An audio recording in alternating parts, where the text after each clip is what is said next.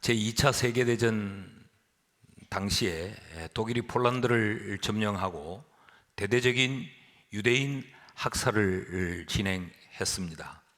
그때 많은 유대인들을 특별한 거주지에 거주를 제한하거나 아니면 또한 수용소에 강제 수용을 하면서 유대인들을 말살하려는 그런 나치의 정책이 펴지고 있었습니다.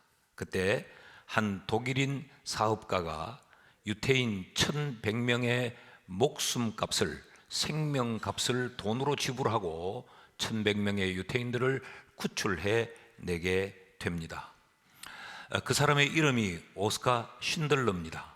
그는 본래 유대인들에 대해서 그렇게 호의적이지 않았습니다. 그 역시 유태인들에 대하여 굉장히 경멸하는 그런 사상을 가지고 있었고, 이 땅에서 유대인들은 없어져야 될 민족이다, 그런 마음을 가졌습니다. 그래서 수용소에 있는 장교와 결탁을 해서 그들을 자신의 공장에 값싼 인력으로 데리고 와 노동력을 착취하던 그런 악덕 고용주였습니다. 그것이 지극히 당연하다고 생각했어요. 유대인들을 이렇게 값싼 노동력으로 활용하는 것이 아무런 잘못이 없다라고 생각을 하던 어느 날, 그의 이 사업에 같이 관계했던 회계사 스턴이라는 사람을 통하여서 유대인들이 얼마나 잔혹하게 학살을 당하고 나치가 얼마나 이 유대인들을 악랄하게 대하는가에 대한 이야기를 소상히 듣게 됩니다. 그 순간 이 쉰들레의 마음에 굉장한 동요가 일어나게 됩니다. 생명이란 무엇인가를 생각하게 돼요. 그래서 그는 자기가 사업해서 벌었던 자기의 재산을 틀어서 이제 수용소에서 유태인들을 돈을 주고 데려오기 시작합니다. 그렇게 해서 1100명의 유태인들의 생명을 살려냅니다. 이것이 바로 우리가 잘 아는 신들러 리스트라는 1993년에 개봉된 영화이지요. 근데 이 영화는 없던 이야기가 꾸며진 것이 아니고 사실을 바탕으로 해서 만들어진 영화입니다. 그래서 그 영화에 등장하는 이 인물들은 다르지만 그때 그 사람들의 실명이 그대로 사용되기도 했습니다. 그 쉰들러에게 묻습니다. 왜 이런 일을 하느냐고. 그럴 때 그는 이렇게 말합니다. 한 사람의 생명을 구하는 것이 세계를 구하는 것이다. 생명을 귀하게 여기는 것은 지극히 당연한 일이다. 나는 내가 그 생명을 무고히 착취하던 일이 당연하다고 생각했는데, 그 당연한 것이 당연하지 않고 그 당연한 것의 가치를 알았기 때문에 나는 내 재산을 틀어서라도 생명을 구했다라고 이야기를 하게 됩니다. 이 스턴의 그 말 한마디가 쉰들러의 인생을 바꿔놓은 거죠. 당연하다고 생각했던 것이 당연하지 않다는 것을 알게 했고, 그 당연하다고 생각했던 그 당연한 것들의 가치가 얼마나 소중한가를 발견하게 만들어 주었습니다. 여러분, 이처럼 우리도 우리의 인생을 살면서 지극히 당연한 것들을 그저 당연하다고만 생각했지, 그 당연한 것이 얼마나 귀한 가치를 갖는가를 잘 인식하지 못할 때가 많지요. 예를 들면 우리의 생명입니다. 우리가 생명이 없으면 오늘 이 자리에 있을 수도 없고, 우리가 내일을 꿈꿀 수도 없고, 우리가 그 무엇 하나 계획할 수도 없잖아요. 그런데도 우리는 이 생명이 우리에게 있는 것이 지극히 당연하다고 생각하고 이 생명의 가치를 그렇게 인식하지 못하며 삽니다. 그런가 하면 가족도 그렇습니다. 우리에게 가장 소중한 존재는 우리의 가족입니다. 우리는 세상의 다른 사람을 위해서는 희생하지 않아도 가족을 위해서는 우리가 기꺼이 우리의 전부를 내어놓고도 희생할 수 있지요. 그런데 정작 우리는 그 가족이 지극히 당연함으로 인식하고 그 가족에 대한 고마움, 가족에 대한 가치를 인식하지 못할 때가 많습니다. 세상 사람 그 누군가에게는 한 끼 식사를 대접하기 위해 시간을 얻어내고 식당을 예약하고 그 사람을 대접하기 위해 옷을 갖추어 입기까지 공을 들이지만 함께 더불어 우리가 사는 가족에게는 그런 한 끼 식사를 그렇게 정성스럽게 대접하지 않습니다. 누군가에게는 선물을 사기 위해 시간을 내어서 이 상점 저 상점을 찾아다니며 어떤 선물이 그 사람의 마음을 움직일까 생각하며 돈을 투자하고 시간을 투자해서 선물을 준비하여 전달하면서도 정작 함께 사는 우리 가족들에겐 선물 하나 제대로 준비해 본 적이 없고 전달해 보지 못한 것, 당연하다고 생각했기 때문에 그렇습니다. 그러나 그 당연한 것들은 그저 당연하지 않고 우리에게 굉장한 가치를 가지는 소중한 것들이지요. 여러분, 예배가 그렇습니다. 우리는 그저 주일이면 와서 그냥 예배하고 돌아가고 그저 예배에 나와 앉아 있는 이것이 우리에겐 굉장히 익숙하고 당연하지만 여러분, 예배는 예수 그리스도에 의해 구원받지 아니하면 그 누구도 예배할 수 없는 것이 예배예요. 그런데 우리는 이 예배가 너무 당연하기에 이 당연한 것의 가치를 인식하지 않고 살 때가 참 많습니다. 당연한 것이 아니요 은혜고 축복인데 말이죠.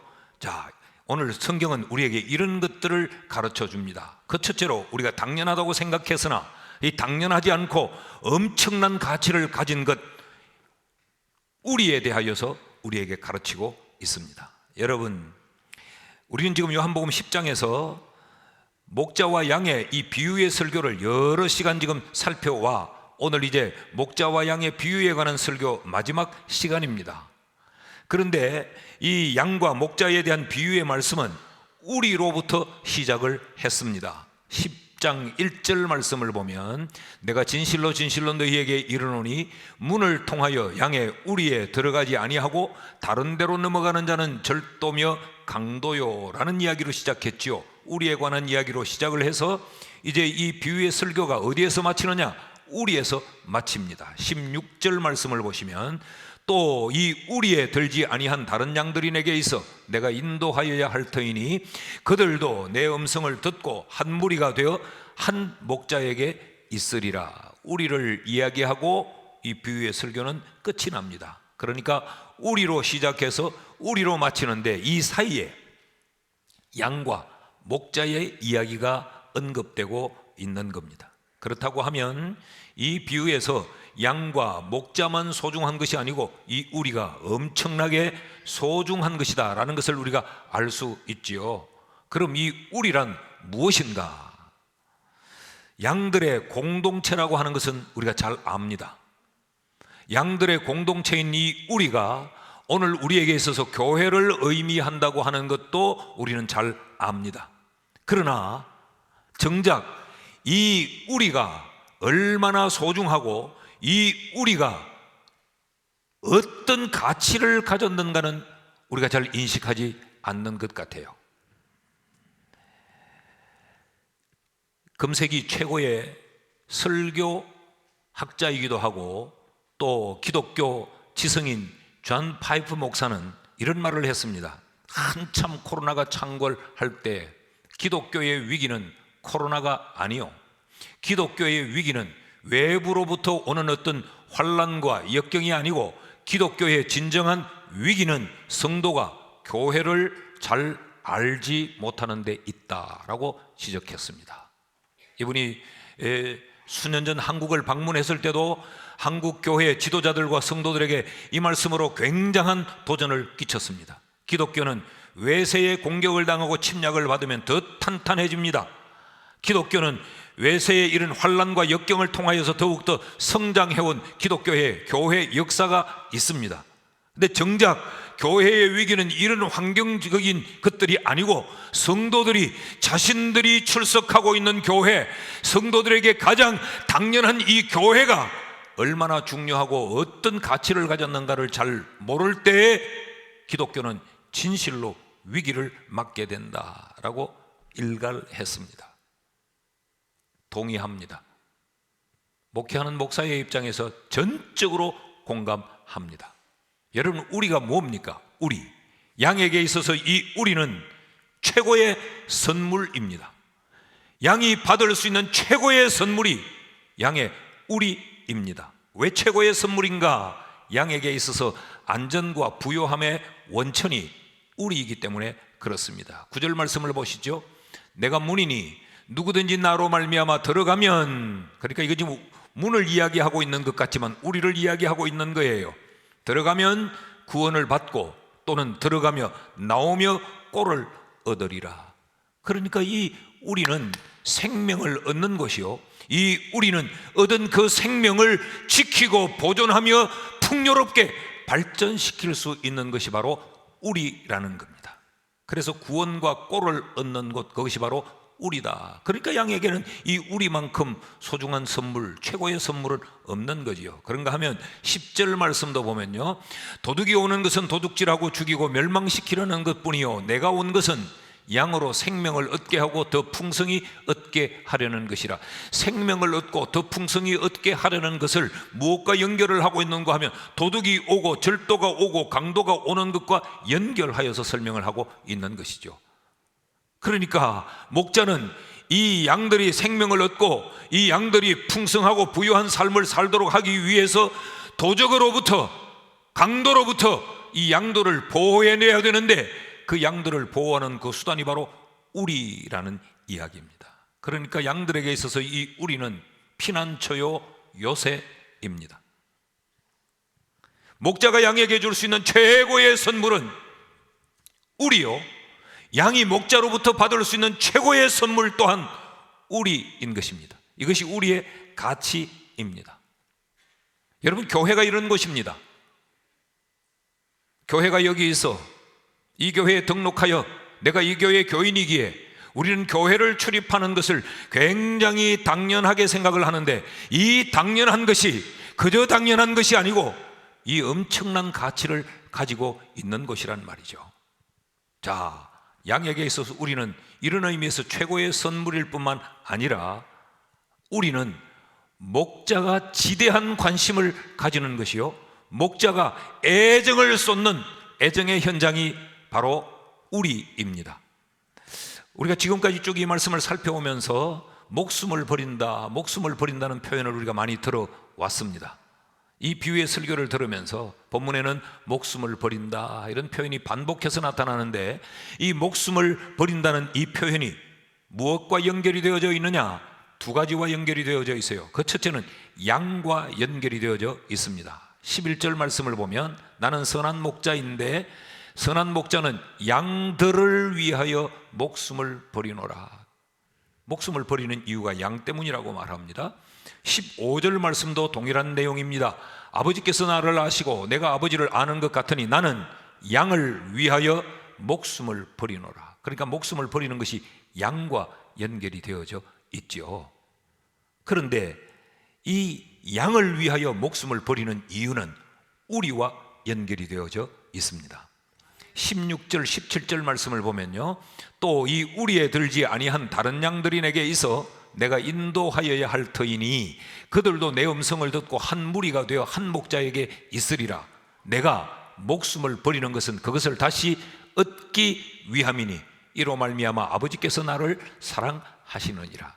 그러니까 우리 밖에 있는 양들을 인도하여 우리 안으로 데려오기 위해 나는 목숨을 버린다 그랬어요. 그러니까 목숨을 버리는 것이 양을 위한 것인데 그 궁극적인 것은 우리 안에 들이기 위하여서, 이것이 목숨을 버리는 이유라고 지금 설명을 하고 있습니다. 교회는 어떤 곳인가? 예수님이 우리를 위해 목숨을 버리며 기초를 놓은 곳. 교회는 어떤 곳인가? 예수님이 우리를 위해 기꺼이 목숨을 던져 지킨 곳. 그것이 바로 교회라는 이야기예요. 이게 우리의 가치라는 이야기입니다. 그래서 예수님은 이렇게 말씀을 하시죠.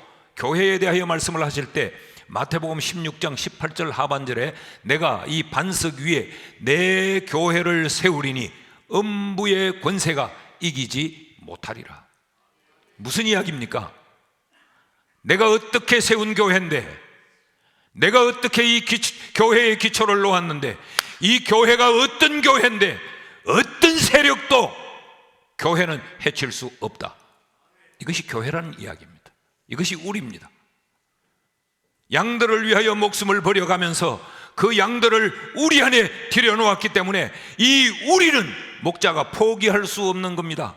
목자의 최고의 관심이 우리요, 목자가 사랑할 수밖에 없는 애정의 대상이 바로 양의 우리라는 거죠.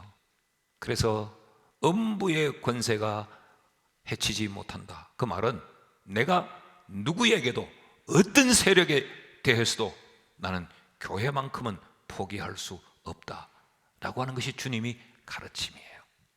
여러분, 이것이 교회입니다. 뿐만 아니라 구약 성경 아가서 2장 15절에 보면 이런 기록도 있어요. 우리를 위하여 여우, 곧 포도원을 흐는 작은 여우를 잡아라. 포도원은 우리를 이야기합니다. 교회를 말합니다. 그런데 앞에 우리라는 것도 우리로 읽어도 뜻은 틀리지 않아요. 우리를 위하여서 여우, 곧 포도원을 흐는 여우를, 작은 여우를 잡아라. 우리의 포도원에 꽃이 피었습니다. 그러니까 이 포도원을 해치지 못하도록 여우는 잡아라 라고 이야기하는 거죠. 여기 작은 여우라고 말했는데 우리의 여우의 개념과는 좀 달라요. 이 팔레스틴의 여우는 그저 두더지 정도로 생각하시면 좋겠어요. 그래서 이 포도밭 울타리 밑을 파고 포도원을 들어오고 포도가 막 이렇게 싱그럽게 익어갈 때면 그 포도를 따먹고 포도나무의 뿌리를 갉아먹어서 포도밭을 엉망진창으로 만들어 버립니다. 그러니까 그런 여우를 잡아라. 이 말은 무슨 말이에요? 우리를 지키고 우리를 보존하려고 하는 그 하나님의 마음을 여기서 우리가 읽을 수 있는 겁니다. 이게 교회입니다. 이게 우리의 가치입니다. 여러분, 그런 의미에서 우리는 우리인 교회를 사랑해야 합니다. 우리에게 이런 우리를 주신 그 주님을 향해 감사해야 합니다. 주님이 이렇게 우리를 사랑하고 우리의 관심을 두고 우리를 위하여 준 것이니까 우리는 우리를 지키고 우리를 가꾸고 우리를 귀하게 여겨야 한다는 것이죠. 앞서 이야기한 대로 존 파이프 목사의 지적대로 오늘 현대교회의 비극이 뭐냐? 우리를 위한 우리를 우리가 귀중하게 여기지 않아요. 우리가 우리를 지키며 보존하기보다 우리가 우리를 허물 때가 많아요. 여러분, 우리의 생각과 우리의 말, 우리의 모든 행동이 우리에 대한 가치를 인식하고 우리를 더욱더 사랑하고 우리를 더욱더 귀하게 여기는 우리의 삶이 될 수 있기를 주의 이름으로 축복합니다. 둘째로, 우리는 양들에게 당연한 것 같지만 당연하나 그 가치는 놀랍죠. 또 하나, 성경은 우리에게 무리에 대한 가치도 새롭게 인식할 것을 우리에게 말합니다. 자, 우리 안에 들어와 있는 양들이 무리입니다. 양떼를 무리라고 하지요. 그 무리에 대한 목자의 관심을 좀 보시겠습니까? 16절 말씀을 다시 보면 또 이 우리에 들지 아니한 다른 양들이 내게 있어 내가 인도하여야 할 터이니 그들도 내 음성을 듣고 한 무리가 되어 한 목자에게 있으리라. 그러니까 우리에 들지 아니한 양들을 위해 목자가 목숨을 버리는 이유가 뭐예요? 그들을 우리 안으로 데리고 들어와 이 무리에 속하도록 하기 위함이라고 이야기합니다. 그러니까 무리를 얼마나 중하게 여기는가를 우리에게 보여주는 거지요. 그러니까 목자에게 있어서는 한 마리의 양도 귀하나 목자는 그 한 마리 양을 위해 목숨을 버리는 이유를 그 양이 무리가 되도록 하기 위해 목숨을 버린다는 것입니다. 우리는 종종 성도들의 개인적인 신앙생활을 권면하고 격려하기 위해서 조금 강조하느라고 무리를 소홀히 가르치고 개인을 강조하고 극대화시키는 경우들이 굉장히 많아요. 그래서 제가 늘 설교할 때도 한 표현도 조심해야 된다는 이야기를 하는 이유가 여기 있어요. 여러분, 하나님과 우리 개인 사이의 이 신앙의 관계가 중요합니다.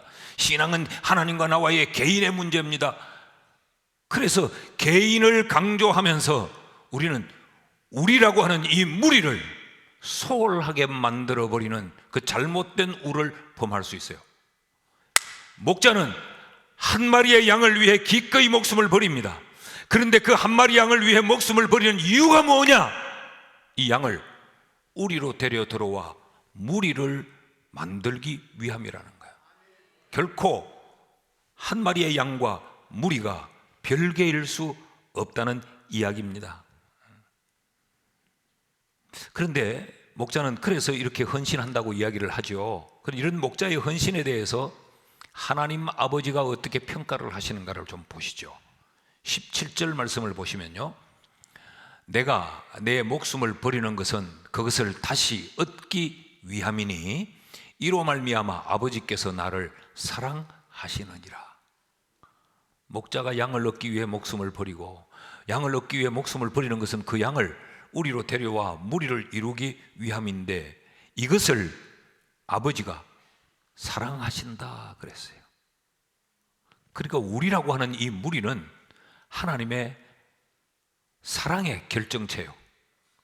우리라고 하는 이 무리는 하나님이 극진히 사랑하는 사랑의 대상입니다. 여러분, 우리라고 하는 이 무리의 가치를 이렇게 생각해 보신 적이 있나요? 18절, 이어지는 18절을 보면 또 이렇게 기록을 했어요. 이를 내게서 빼앗는 자가 있는 것이 아니라 내가 스스로 버리는데 나는 버릴 권세도 있고 다시 얻을 권세도 있으니 이 계명은 내 아버지에게서 받았노라 하시니라.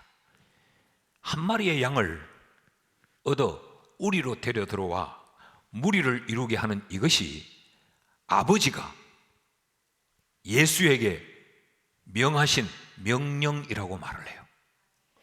그러면 여러분, 이것이 예수에게 있어서는 아버지로부터 부여받은 사명이 됩니다. 예수는 이 일을 위해 이 땅에 오셨다고 말해요. 이것 때문에 예수는 자기의 생명을 내던졌다고 말을 해요. 그러니까 얼마나 우리라고 하는 이 무리가 얼마나 가치 있고 얼마나 소중한가, 이것을 지금 성경은 강조하고 있는 것이죠. 자, 여러분, 이 말씀을 정리하면 이런 이야기가 됩니다.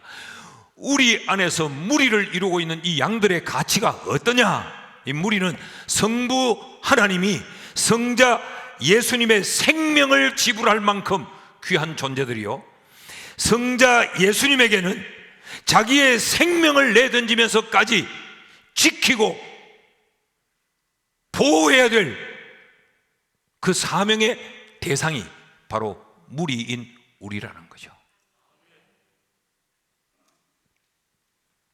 여러분, 우리가 이 하나의 공동체 멤버로 있으면서 이게 이렇게 소중하다는 걸 생각을 해보셨는지요? 그래서 성경이 뭐라고 말을 하느냐? 스바냐 3장 17절 하반절에 보면 그가, 하나님이 너로 말미암아, 여기 너는 우리를 말해요, 무리를 말해요. 너로 말미암아 기쁨을 이기지 못하시며 너를 잠잠히 사랑하시며, 그러니까 하나님이 우리를 향해서 포르테의 사랑을, 기쁨을 쏟아놓기도 하다가 그 포르테가 너무 격렬하니까 그 사랑이 피아노로 바뀌어지는 거죠. 그럴 뿐만 아니라 너로 말미암아 즐거이 부르며 기뻐하시리라 하리라. 그러니까 무리를 향한 하나님의 이 사랑의 표현이 전부가 다 녹아 있는 거죠. 좋아서 어쩔 줄을 몰라 하다가 이 좋음이 너무 극에 달해서 할 말을 잊어버리고 황홀감에 젖어 있기도 하다가 즐거이 노래를 부르기도 하다가 기뻐 춤을 추기도 하다가, 누구로 인하여서? 무리인 우리를 인하여서. 이사야 43장 4절에는 이렇게 말합니다. 네가 내 눈에 보배롭고 존귀하며 내가 너를 사랑하였은즉 내가 네 대신 사람을 내어주며 백성들이 네 생명을 대신하리니. 여러분, 목자가 양을 볼 때 객관적으로는 그 양이 그렇게 보배롭고 존귀하지 않습니다. 들판의 양, 특별히 여러분, 양은 냄새가 많이 나는 동물입니다. 그것이 무슨 샤워를 하겠어요? 어떡하겠어요? 그러니까 눈에는 눈병이 들기도 하고 피부는 피부병이, 또 양은 잘생겨요. 거기다가 그 틀에 이런 엉덩이에 이런 오물을 달고 다니고 냄새는 역겹고. 그런데 목자에게는 그 양이 그렇게 보배롭고 존귀하게 보이는 거죠. 그래서 내가 누구에게도 너를 빼앗기지 않는다. 네 대신에 다른 것을 주면 줬지 너는 빼앗길 수가 없다. 이게 우리입니다. 우리 안에 있는 무리인 우리예요. 여러분, 이 가치를 다시 한번 깨닫게 되기를 축복합니다. 그러므로 우리는 서로를 귀하게 여겨야 됩니다. 서로 존중해야 됩니다. 아껴줘야 됩니다. 그것이 주님에 대한 예의입니다. 주님이 무리인 우리를 이렇게 아끼는데 우리가 서로를 함부로 대하면 주님에 대한 예의가 아니라는 거죠. 그러므로 여러분, 우리는 이 무리를 이탈해서도 안 돼요. 우리는 원팀이어야 합니다.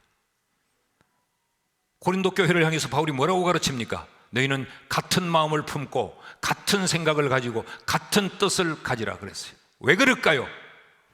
무리이기 때문에, 주님이 묶어준 무리이기 때문에 그렇습니다. 이런 의미에서 오늘의 시대에 가장 성경적인 교회, 성경적인 무리가 우리가 될 수 있기를 주의 이름으로 축복합니다.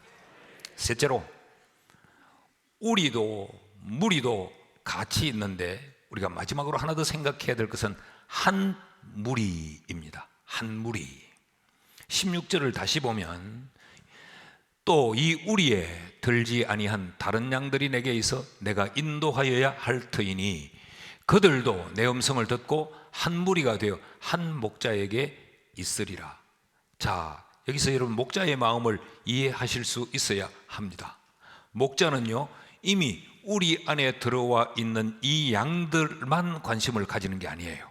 이 우리 밖에 있는, 우리에 들지 아니한 다른 양들도 목자는 관심을 가지고 있습니다.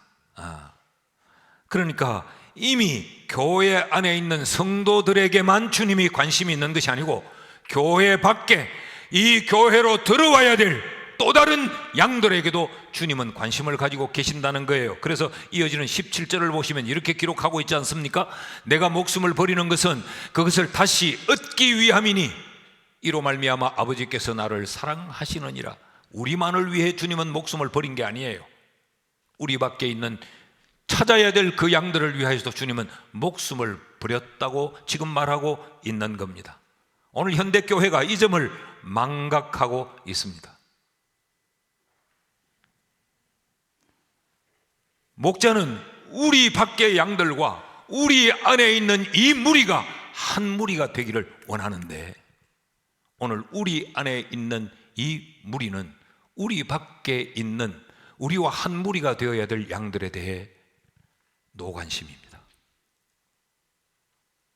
생각하지 않습니다. 우리끼리 더 살찌면 되고, 우리끼리 더 재미있으면 되고, 우리끼리 더 편안하면 되고, 우리끼리 더 행복하면 된다. 그래서 우리끼리만 파티를 즐기고 있는 거죠. 그래서 그 파티가 신이 나고 즐겁고 행복할 수는 있을지 모르지만 목자의 마음은 찢어지고 있습니다. 여러분, 누가복음 15장에 탕자의 이야기를 잘 알고 계시죠?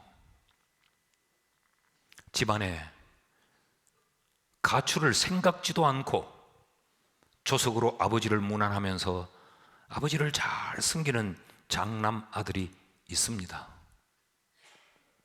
근데 둘째 아들이 아버지의 재산을 가지고 나가 다 탕진해버리고 가출을 했습니다. 아비의 마음이 집안에 있는 장남으로 인하여서 기쁠까요? 그래, 나간 그 새끼는 호로 새끼야. 너가 여기 있으니 난 됐어. 그리고 그 아버지가 그 아들의 차려주는 진수성찬을 받아 먹으면서 기분 좋게 행복하게 살까요? 세상에 그런 애비는 없습니다. 언제일지 알 수 없음에도 불구하고 아버지는 늘 동구박 어귀에 나가 집 나간 둘째 아들이 돌아오기를 기다리고 있습니다. 이것이 아버지의 마음입니다. 그러던 어느 날 거짓골을 한 이 아들이 돌아오자 아버지는 잔치를 벌입니다. 살찐 송아지를 잡고 그 아들의 손에 금가락지를 끼워주고 비단 옷을 입히고 온 동리 사람들을 초청해 잔치를 베풀죠. 그때 큰아들이 이렇게 이의를 제기합니다. 아버지, 저 새끼는 나쁜 놈 아니요, 아버지 재산을 다 팔아먹은 놈 아니요, 저런 놈에게 어떻게 이런 잔치를 베풀어 줍니까? 아버지, 나는 집을 나가본 적도 없고 나는 아버지의 재산을 흡입한 적도 없는 멋진 아들인데 어떻게 이럴 수가 있습니까? 라고 이야기해요.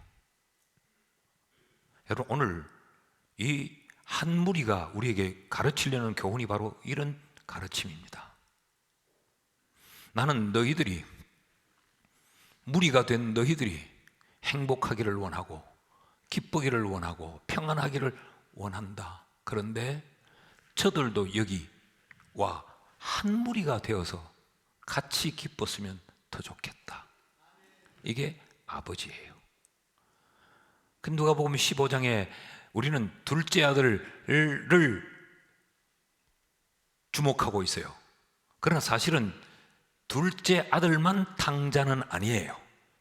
둘째 아들이 집 나간 탕자라면 집에 있던 장남은 집 안의 탕자입니다. 굉장히 허울 좋아 보이지만 그는 집안에서 애비의 마음을 헤아릴 줄 모르는, 아버지의 가사는 탕진하지 않았지만 아버지의 마음을 조금도 이해하지 못했던 집안의 탕자예요. 누가복음 15장의 그 비유는 집 나간 둘째 아들만 조명하고 있는 게 아니에요. 집안에 있는 이 아들도 비추고 있는 거예요. 하나를 찾는, 그 수고를 하지 않는, 잃어버린 것을 찾으려 하지 않는 집안의 그 아들. 난 우리 교회가 이런 교회가 되어서는 안 된다고 생각해요. 여러분, 우리끼리 좋은 예배당 짓고 이 좋은 시설에서 우리끼리만 파티를 여는, 나는 이런 교회가 되어서는 안 된다고 생각해요.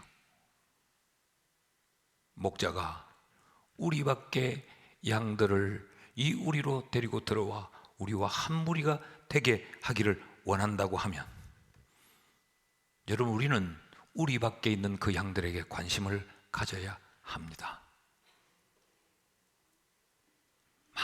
많은 경우에 신앙생활을 조금 하다 보면, 신앙의 연륜이 조금 쌓이다 보면 우리는 우리 밖의 영혼들에 대해 관심을 가지지 않고 이 우리 안에서, 무리 가운데서 영역 다툼에만 신경을 쓰는 경우가 참 많습니다.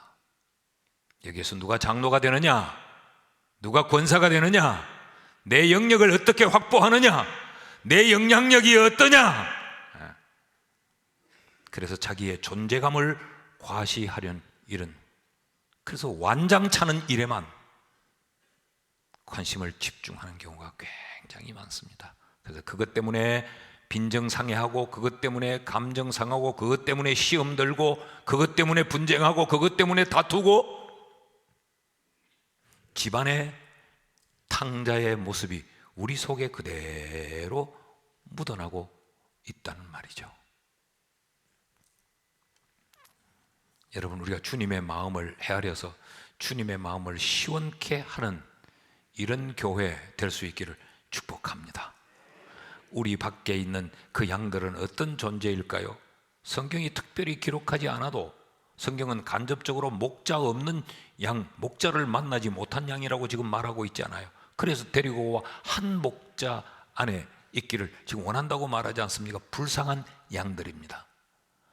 그런데 우리가 하나 생각해야 될 게 있어요. 불쌍하기만 하면 손 내밀어 줄 수 있어요.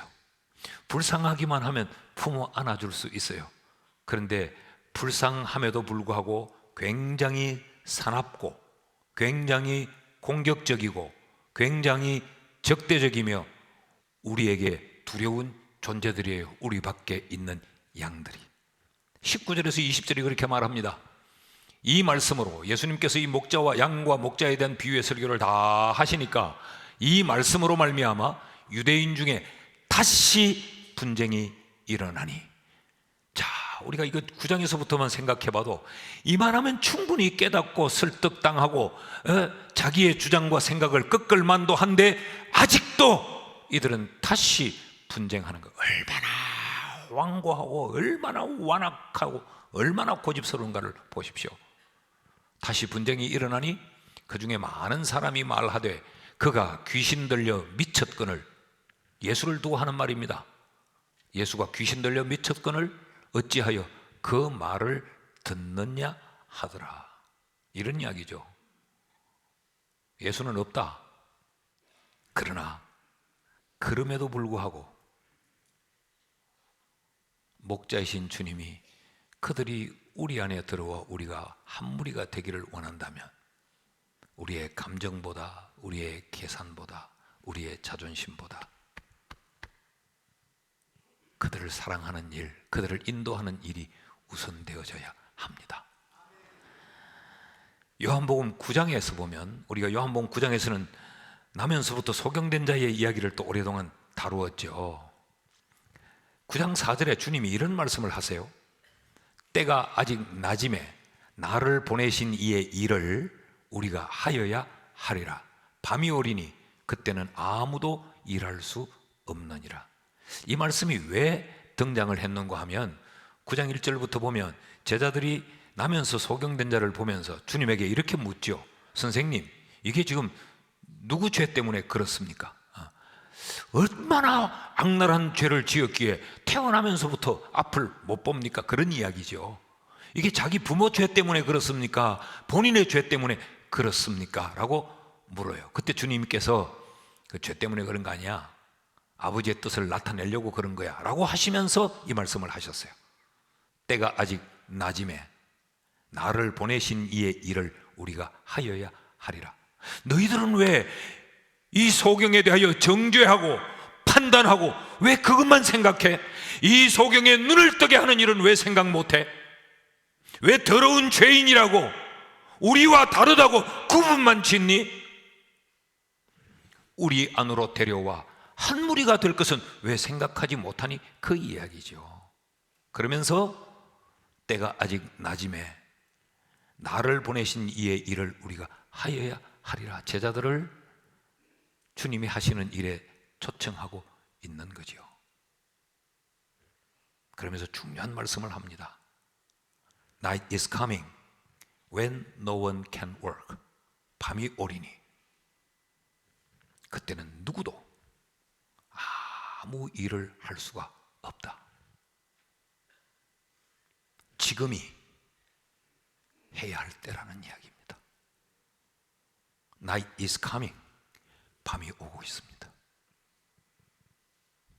내 인생에 죽음의 밤이 어제보다 오늘 하루 더 가까이 찾아오고 있습니다.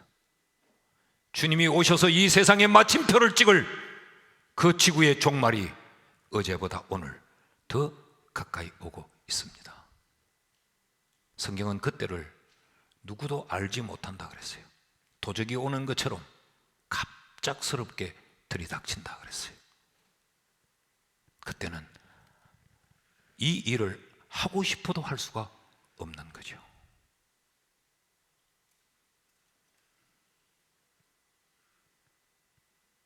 사랑하는 여러분, 그래서 우리는 1+1을 하자는 겁니다.